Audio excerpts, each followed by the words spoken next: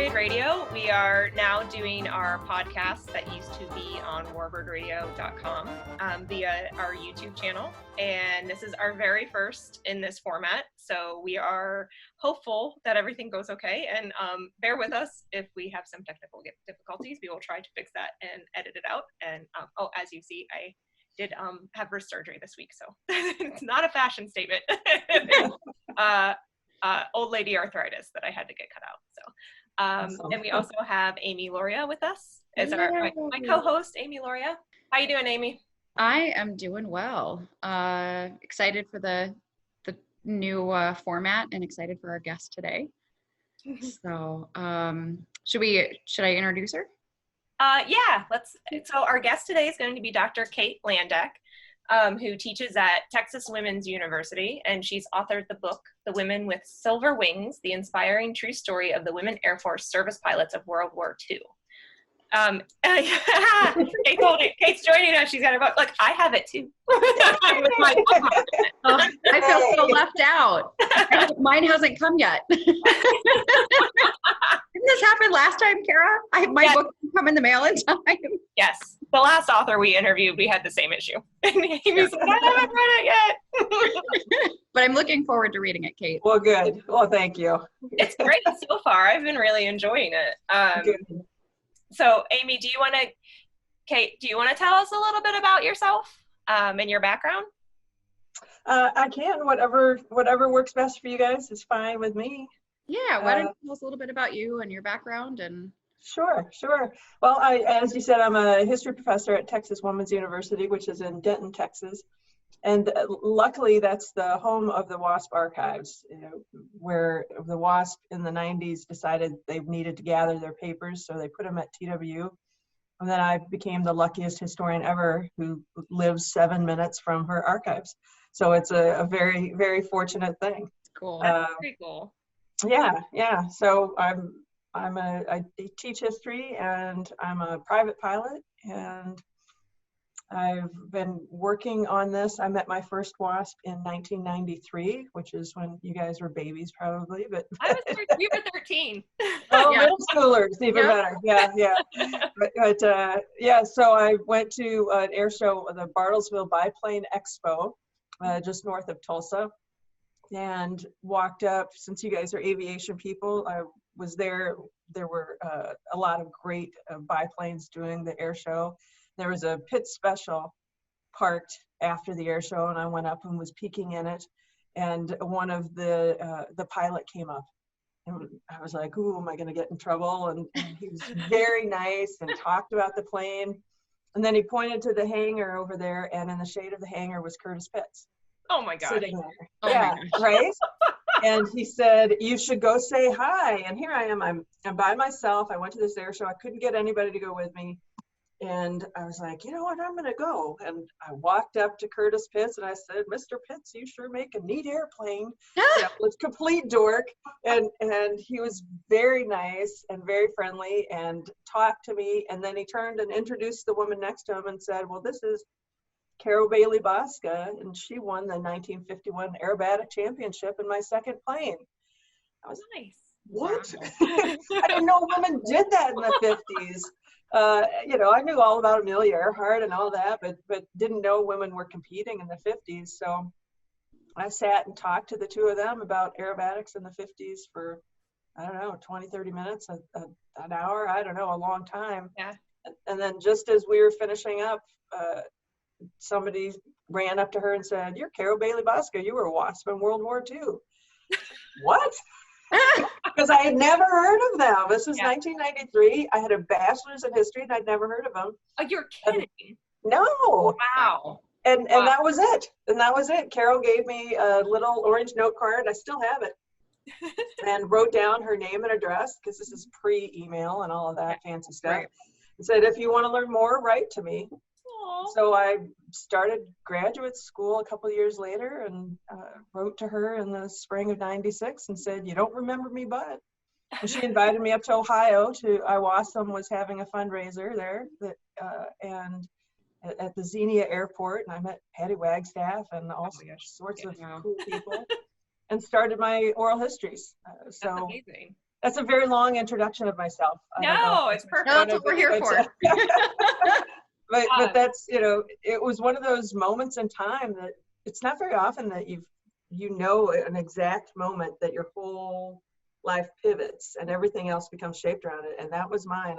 I've got the little flyer that I had from the day at the air show, because it just, if I hadn't looked in that airplane, if that guy hadn't pointed to Curtis Pitts, if I hadn't gone to say hi to Curtis Pitts, and there were a lot of WASP there that day, but they had all left, and Carol and Curtis was sitting under the shade, catching up.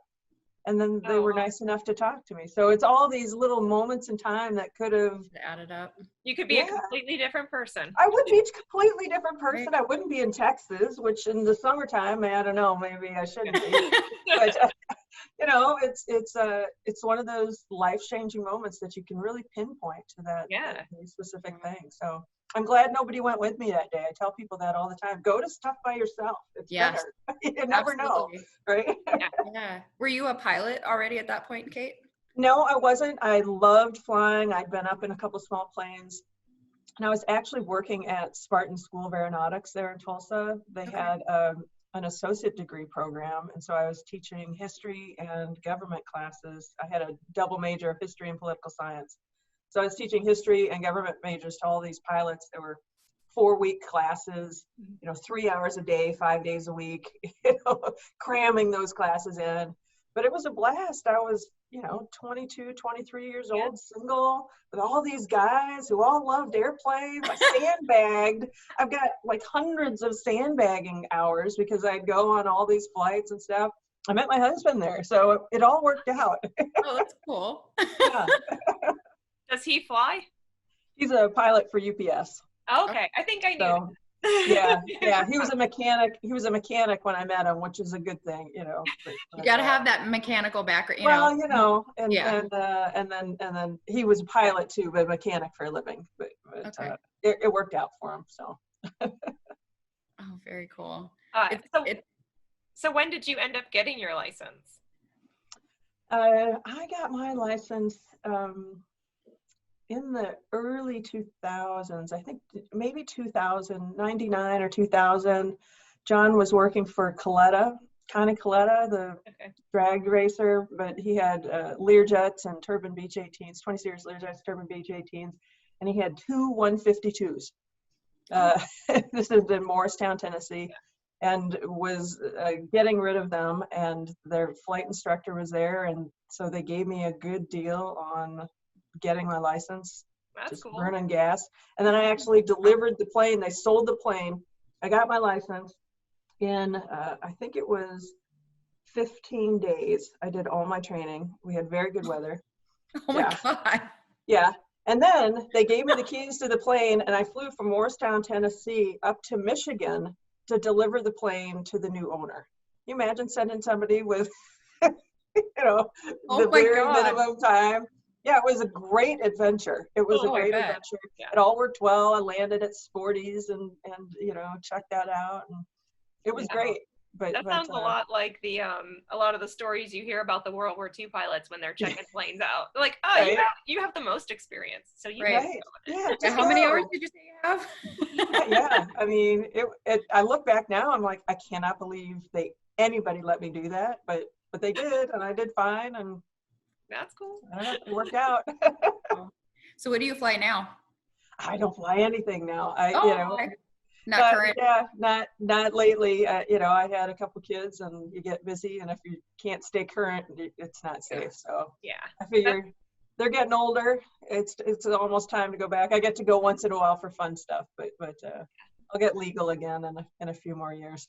That's very common with women that are pilots who especially with private licenses, because I was with doing the Rise Above WASP film that all of us are familiar with. For our guests, I know we've done old shows about this, but Rise Above WASP is a commemorative Air Force program that my husband and I did a film for with Hemlock Films, and it's about the WASP who we're speaking about, and it's the goal of it is to show it to middle school girls and that kind of age range of kids and share the story of the WASP and inspire them to rise above adversity. It's a beautiful film. Oh, thank you so Really much. is, Okay, yeah. actually did our fact checking for us, Amy. If you- Yes, yeah, I know. And I, Factual. yeah, It's a every time I beautiful had film. something, it was Right. yeah.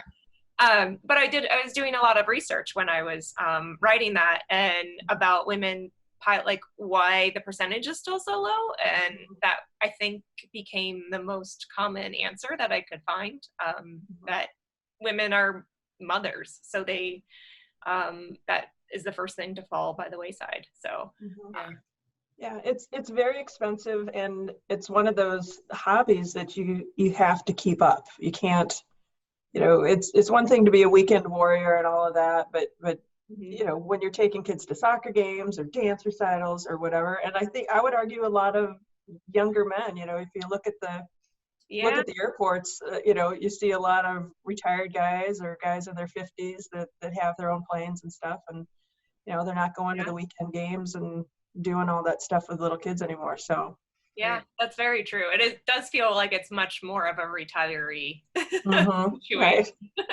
I'm looking forward to it. Yeah, there you go. So Kate, I'm really excited about your new book. Thank you. We've been talking about it as you've been writing it. For a very long time. Yeah. How long did it take you to put the whole thing together? You know, it's interesting. It's such a hard thing to answer. My husband keeps telling me, just pick a number and tell them. Because, you know, part of me starts back that day when I met Carol, because I went on and I did my master's thesis and then my doctoral dissertation and things like that. And I had, you know, 8 drafts of this book that, you know, in 2011, I had a whole draft and I had a press that was interested in it with a few little changes. And I sat down to make the changes and I realized I just didn't like the book at all. And so I set the whole thing aside, which is insane, you know, right? To set it aside. So it's gone from there. You know, I got the contract for this book in about 3 years ago. So this version of it, 3 years, but you know, it's been building. I've got information in here that I gathered from my master's thesis, you know, statistics and data and stuff like that. So it's, you know, it's one of those weird things where, I've been working on it 3 years or 25 years, depending on which number you choose. A long time. A very long time. Very long time. So how did you end up picking who you were going to talk about in this? That's a very good question. And you know, you make these beautiful documentaries, and so you know this challenge of having this big story and having to tell it as a story, having to have, you know, these people carry it through. Something I decided several years ago was I want to tell the story of all, you know, all 1,102 women who were in their wings and all 1,830 who went through training, and how the heck do you do that? And that's part of why I rejected that old draft, because I was telling it too much. So to narrow this down is I chose women I knew. You know, this version, I'll hold it up again just so people recognize the cover. It's a beautiful cover too. Yeah. Thank you. But this version, I wanted to choose people that I knew because I had gone in and asked them questions. You know, this has 3 main characters, all nonfiction. Jackie Cochran and Nancy Love, of course, are big characters in the story, but I chose 3 that could help me tell the whole story. And 3 that could, that had the sources to tell the story all the way through. So that was part of it. So I knew them. The 3 women are Teresa James, who was a WAFS, you know, one of the first 28 who had flown in the 30s. So I could go back and tell that story. And then she comes all the way through to the fight in the 1970s and things like that. And then I chose Dora Dougherty Strother McCowan.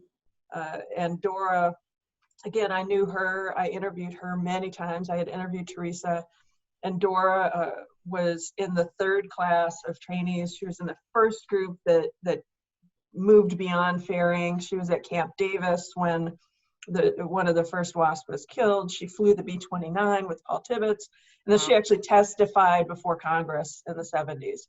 And she was alive, and I interviewed her many times about very specific things. And then the third woman that is the lead is Marty Weil, who I know you knew very well, and she was just a dear, dear friend.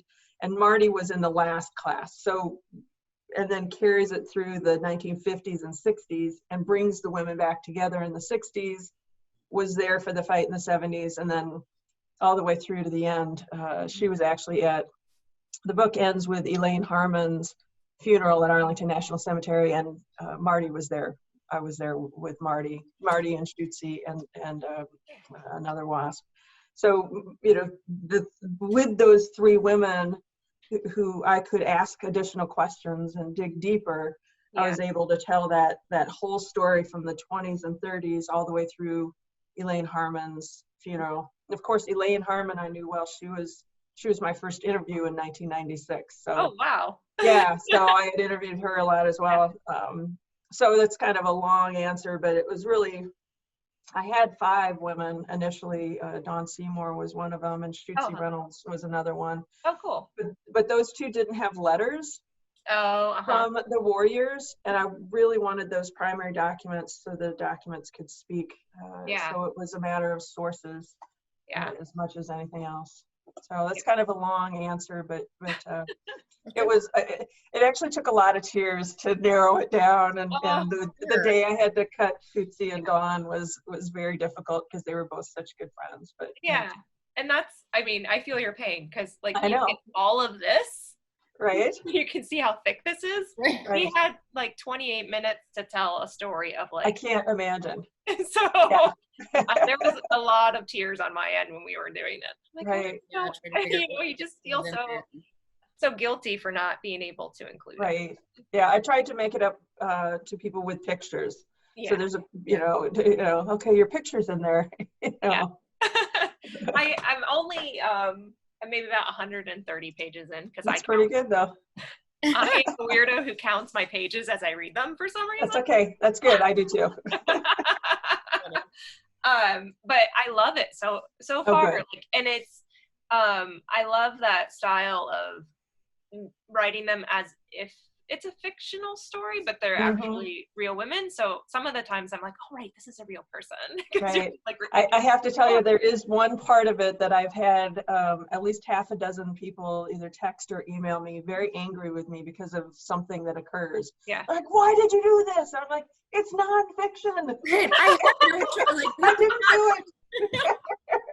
Right, exactly. It's yeah, I mean, I'm a professional historian, and I think I drove my editors a little crazy because there was no fudge. I just wouldn't tolerate it. This is a professional book, and I'm gonna get the facts so right. I tried to follow the rule of 3, where everything is corroborated. Because you guys have been around the WASP and knew them, and there's so many stories that swirl around them, and even the WASP themselves would tell stories that they had heard, trying to share other people's stories that were wrong. And, ideas about Mabel Rawlinson being shot down. She wasn't shot down. I interviewed 3 different people who were there and saw it. She wasn't shot down. There were no guns being fired. It was a test, and the engine had failed, and they couldn't get it going again. So the instructor was with her. It was a tragedy, but she was not shot down. Which, I had arguments with some of the WASP about it who weren't there. But, So I was really careful, and there's a lot of footnotes or endnotes in the back. So. No, I think that's one of the hardest parts of doing. I have not written a book with that. No, but you do documentaries. Yeah, but documentaries are very much the same, and it's because I'm always like, well, that person told me this, and they were, they were there, and you're like, okay, well, let's remember that they are also in their 90s, and like, I can barely remember what I did last week. Right. So it's like fact check. It becomes very hard. Yeah, I've got all the accident reports and document. You try to gather everything, and then you have to be open to a new piece of evidence could come in and change that. If I could find a new piece of evidence that showed that Jackie covered something up, then I'd have something very exciting. And I don't know, but I hope I don't find, and I've kind of stopped looking because I'm afraid I'll find stuff now. Yeah, you're like, I don't want to know. Don't tell me. Yeah. One of my favorite things I just read in here, which is if this ever becomes in a film format, I think there would be a really great scene with Jackie when she rolls in wearing her long fur coat and all the other women are in their ill-fitting uniform. I feel like it's this like great contrast that like, I was like, yeah. Like, She's like, got her fancy handbag and her mink and yeah. You're just like, oh, she looks nice. Right. She looks much younger than I thought, Yeah. I'm like, probably because she's able to go take proper showers. Right.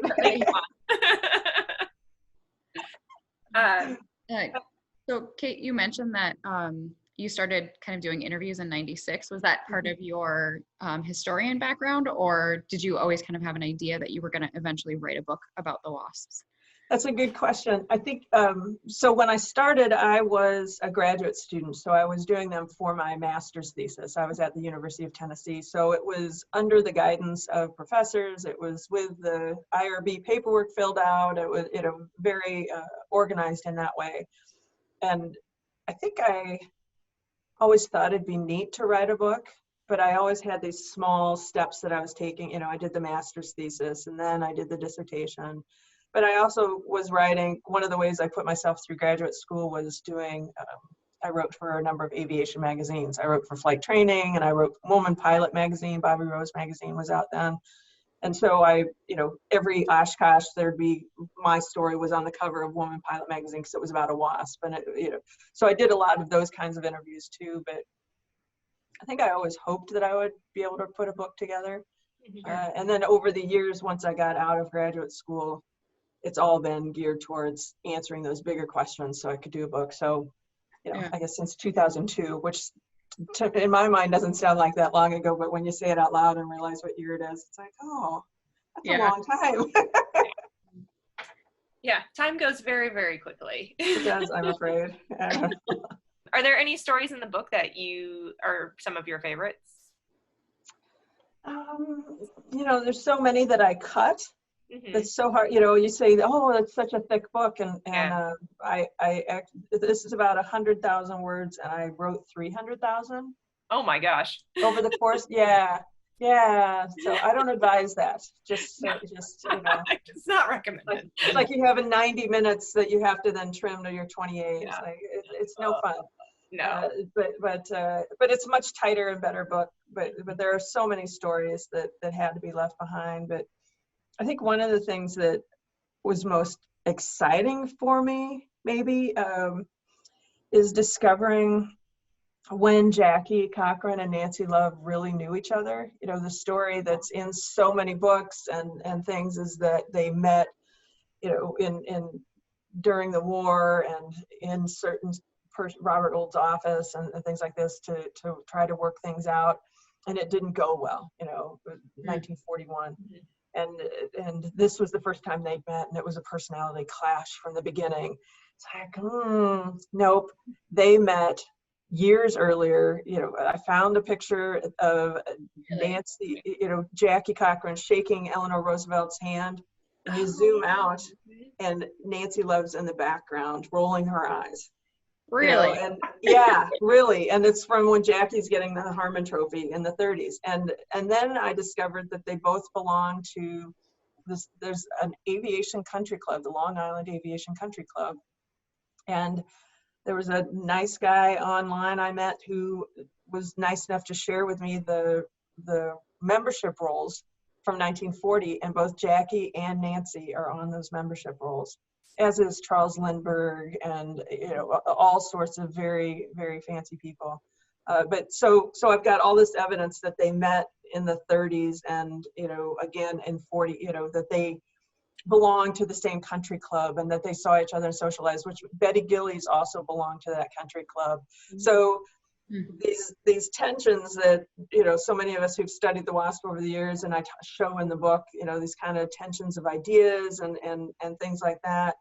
It wasn't just about the WASP. This was personal, that these women had known each other for years leading up to this. So, that Jackie, ooh, that Nancy, that was personal, so it really, I think that's one of those things that I'm not sure if other people get or appreciate, but when you think for decades that one thing is happening because of something, that, it's these tensions around the ideas, and then you realize, no, they socialized together and knew the same people, that really kind of tweaks your interpretation of the whole thing. So yeah. I don't know if that's a very good story, Amy, but I like it. If you want another one, I'll give you a different one, but I think that's a fun one for me. Yeah, it is interesting because people's perception is something a little different. Mm-hmm. Yeah, for sure. And one of the things I'm enjoying so far is that connection to the women who flew before them, because I just finished a book called Fly Girls about Keith O'Brien air racers, and it's a lot of the same names keep popping up, or events keep popping up, and I'm like, oh, I know who else was there, and I know I just read that story. So, and I love that one of the WASPs, I can't remember who it was, but there's a picture of her, and it says that her flight training was done by her instructor was Phoebe Amelie, who I really like, and I was like, oh, so cool, and I was like, yeah, I totally probably would have, I tried to get all those stories in there. There's so many of those connections that are there, and Nancy Love flew with so many of those original people and knew them well, and Betty Gillies, God, there should be a movie about Betty Gillies. She was so interesting, and there were other women pilots, some of those that they flew with in the 30s, who actually flew for Betty Gillies' husband, Bud Gillies. Were test flying for him and Grumman.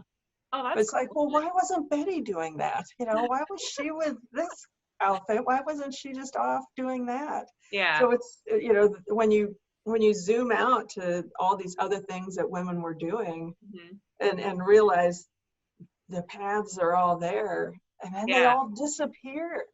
That's one of the things I like about my book, and why I went with this editor instead of some others, is I get to talk about those post-war years, the 1940s, 50s, and 60s, where they disappear from the mainstream, and so many stop flying, but so many keep trying to fly, like Carol Bosca, and it's just it's a part of the story that I think gets lost. Everybody jumps to the end.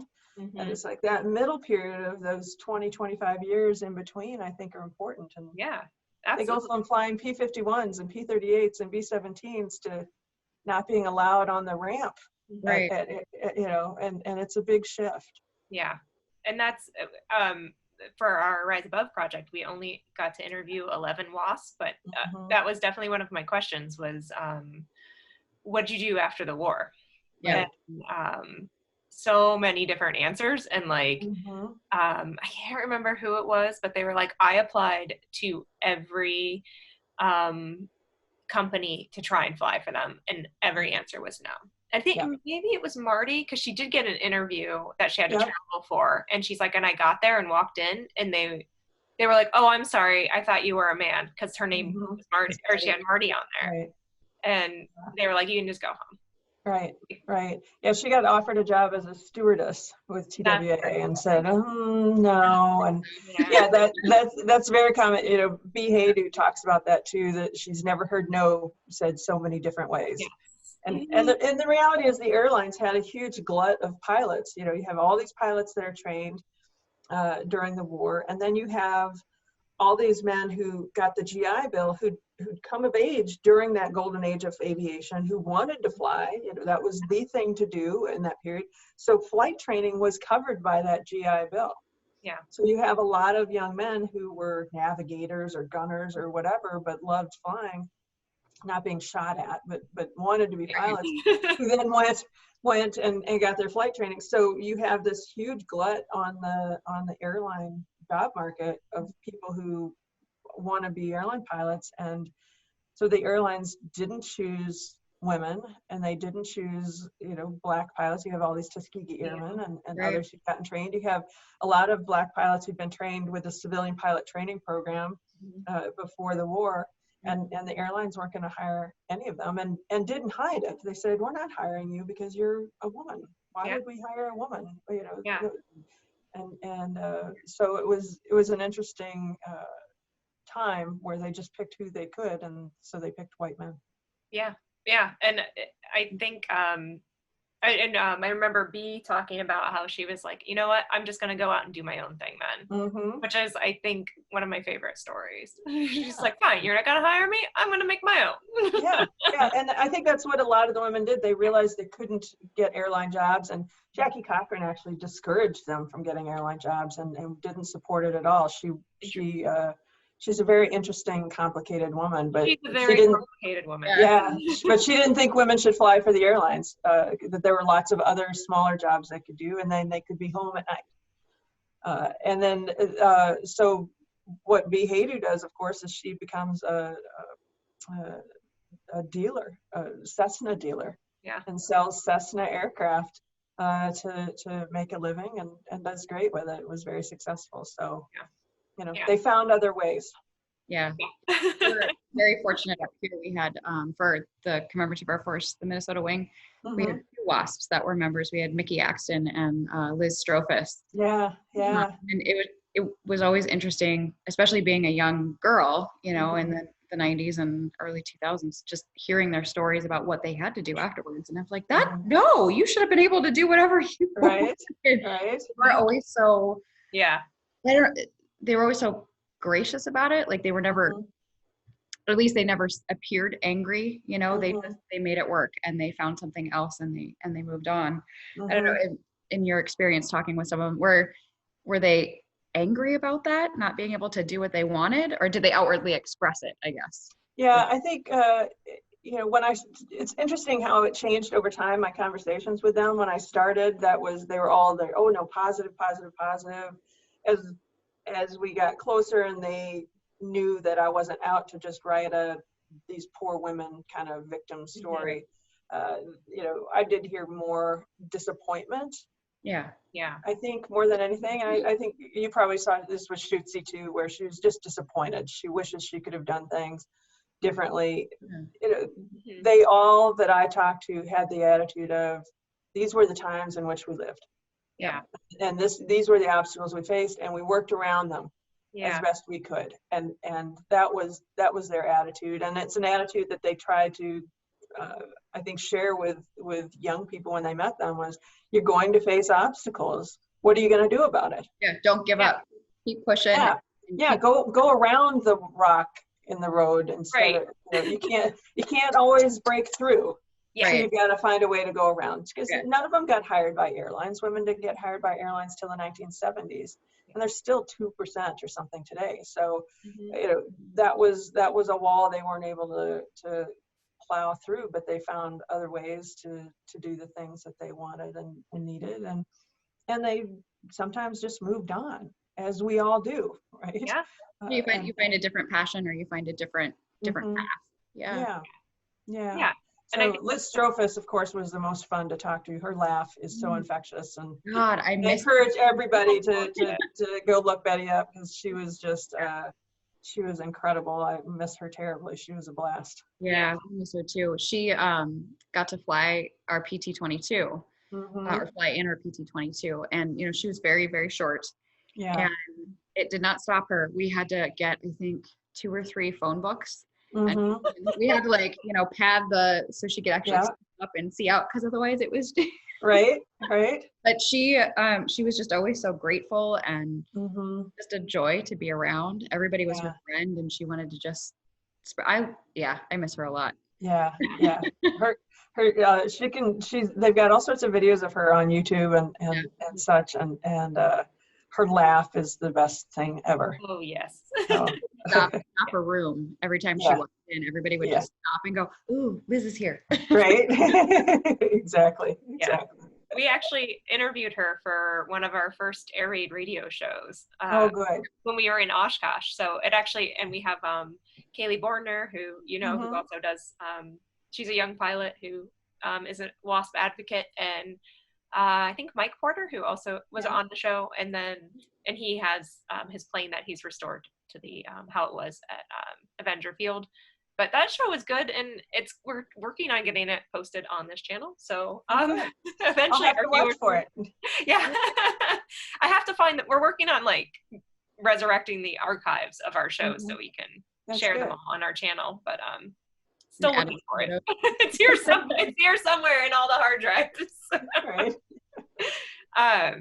That's good. But anyhow, she was great. I love Betty. We picked her up for when we were at the I'm pointing at my partner. He was going to sit up and look nicer. Adam White, who helps us with our recording our show. Him and I picked her up to take her to the airfield, or we were taking her back to the Jesuit retreat where the WASP stayed at AirVenture, and she was just regaling us with all her stories. She's like, "Oh, I remember when we would have to, if we get lost, we would just go real low, and then we would see the street signs, and then we would fly back up." We knew where we were. Yeah. Right. I was like, oh my gosh. Yeah, she was very fun. Yeah. So Kate, what got you into history in the first place? Ooh, I don't know. I think, I'm not sure. I spent a lot of time with my dad watching old World War II movies and stuff. I don't know. That's how I'd get a bowl of ice cream, as if I'd sit and watch with him or something. I don't know, but we had a lot of time. So The Longest Day and The Big Red One and all those things that had run on TV, back in the day. But so I think that was a big part of it. Mm-hmm. My mom would always talk about family history and things like that. I think too, I'm just very curious about things. I want to know why things are the way they are. Mm-hmm. And I finally decided that history was a way you could do that. And I don't understand why more people aren't history majors. I think the world would be a much better place if everybody was a history major. There's my little pitch. But I really do. Everybody should be a history major as an undergrad and then go specialize in nursing or whatever they want to do as grad students. But because you really can get a better understanding of why the world is the way it is every day. I think history is important for history's sake. Yes. But I also believe that we can really understand our current times better by paying attention to that. And so I think that's, I went to college thinking I'd be a business major, but I kept, started taking more and more history classes. It's like, well, I like history. I'll just do history. Why not? I never thought I'd be a professor. Or even when I went to graduate school just to learn how to write history the right way so I could study about the WASP. And then I ended up kind of getting a PhD and kind of being a professor. And I don't know, it's a very strange path. I think that's one of my biggest arguments all the time is I'm always like, can somebody read a history book? Right. Thank you. Right. Just look it up. Like right. Nothing is new anymore. Like everything's cyclical. Happened already. Yeah. I took a lot of history classes in college as well, and eventually my advisors were like, you know what, you might want to think about other things if you want to graduate. I'm like, but I like this. I don't want to do anything. You're just not a history major, right? Yeah. I think all documentary film makers should be history majors. I think, podcast, I think everybody should be a history major. Yeah. Just saying. Learn about where we all came from and what happened. And like, how are you supposed to know where you're going if you don't know where you came from? Right. True story. So how has teaching been in the COVID world? Oh yeah, it's been really interesting. I think it was quite a sudden transition. I don't do online classes. I'm a pacer, and you can see my hands even in this format. So this is what I do. I pace and I emphasize and I point, and I like my maps on my wall, and so that was quite the transition and to Zooming and things like that. I actually do a lot of kind of blended classes or flipped classes where I use a lot of documentary films. Okay. Where the students watch those because so many are streaming now. So that was nice to be able to have those and lean on those a little heavier than normal. But we'll see what the fall shall bring. I'm being told to plan to be face-to-face unless I'm online. Unless I'm back to face-to-face, and so I'm preparing 3 different classes for one class because I don't know what I'm doing. It's gonna happen. The world doesn't know what it's doing, so I can't even be mad at anybody because they're doing their best. Yeah. Yeah, yeah. Well, it's nice that you've been able to adapt though, and I know it's been really Mhm. rough for a lot of teachers and students and everybody just to try to make it work. So Mhm. Yeah. Mhm. yeah, I think we're very privileged and have good internet and technology. And I did go out and buy a new laptop, but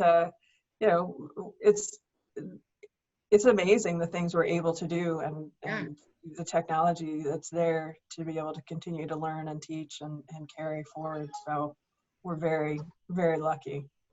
and how fast everybody was able to pivot too, Mhm. to make sure that education wasn't dropped. Yeah, I think that's right. And I've got a couple kids, and it went well for Yeah. them as well. The teachers were amazing, and we're very, very lucky, very privileged.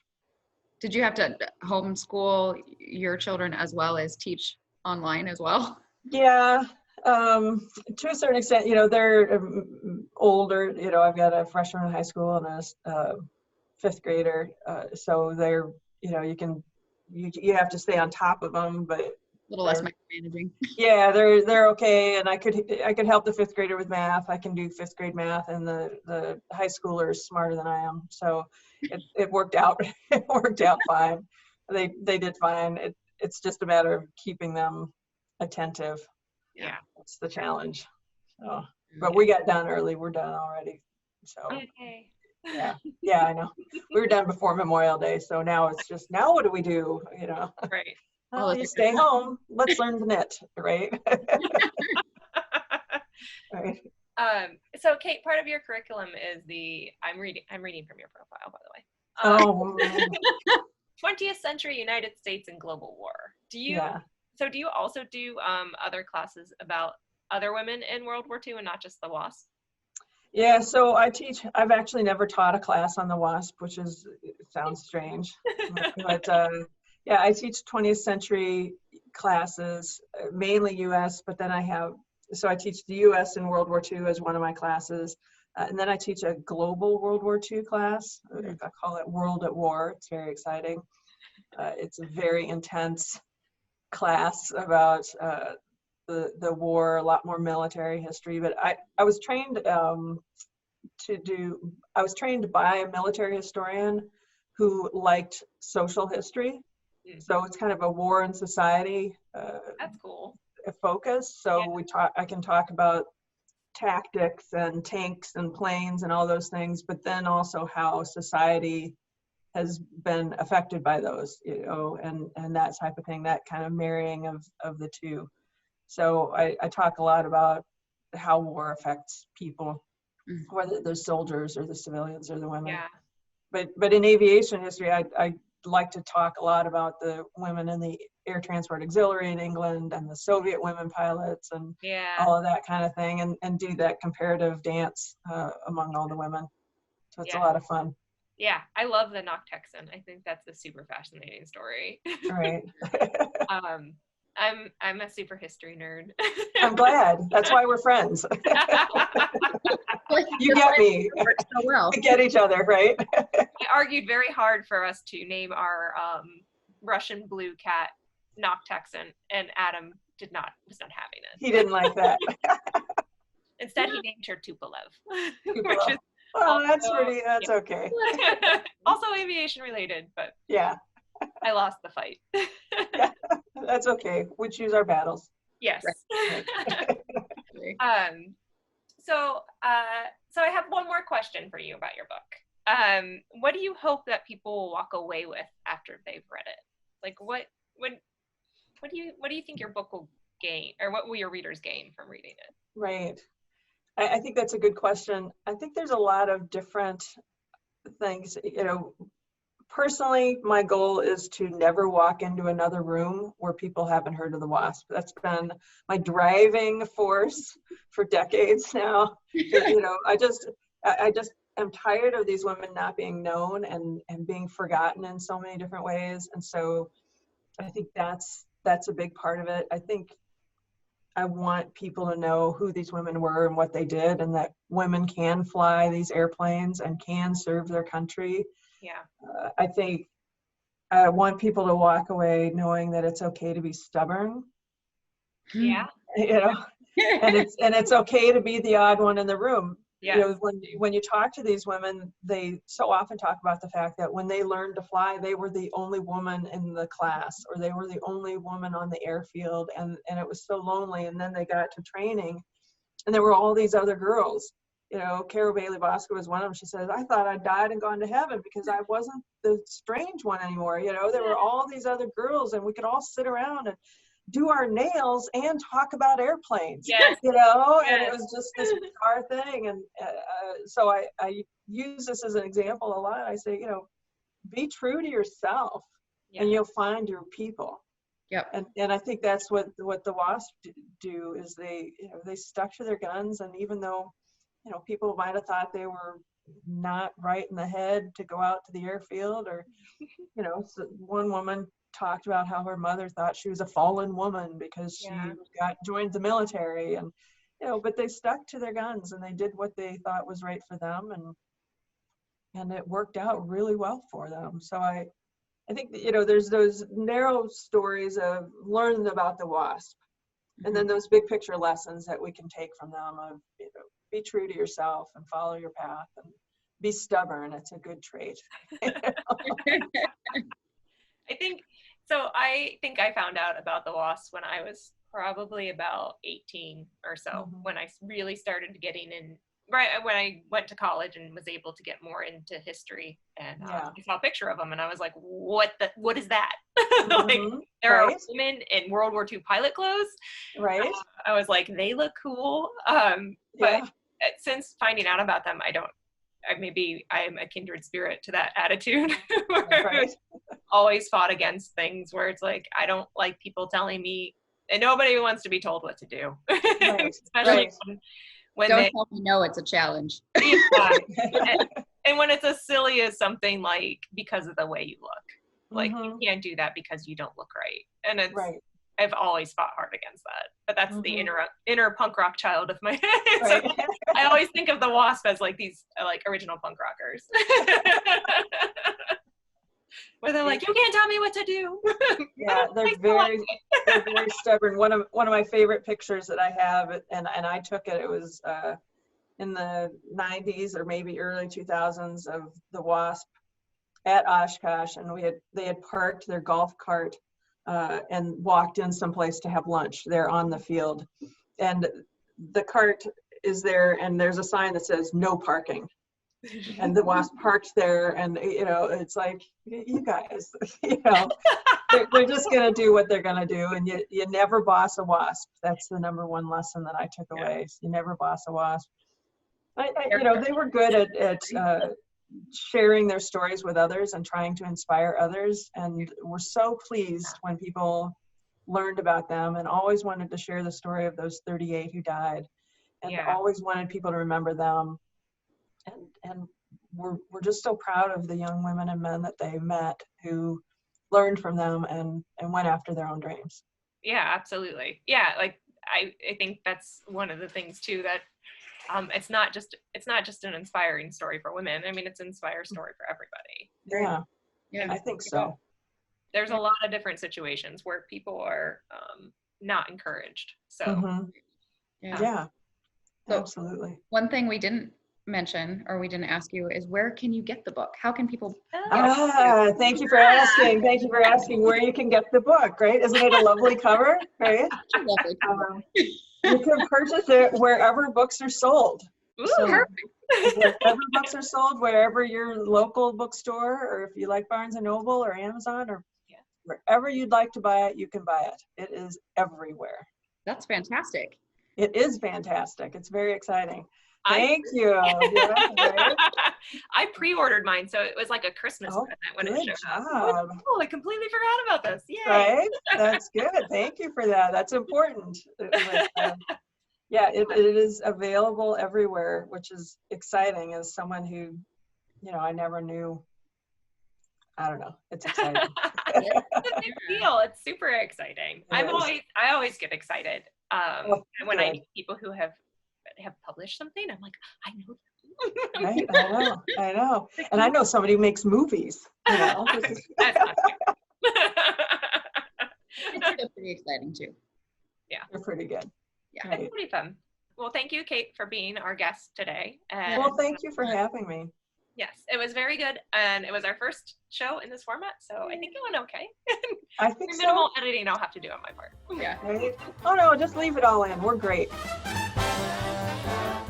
You can subscribe below to our YouTube channel and check out our Facebook page for more information. Air Raid Radio. Just search for us on Facebook. Thanks to Adam White for helping produce the episode, and thank you to our sponsors, Hemlock Films and Light Business Solutions. Yay!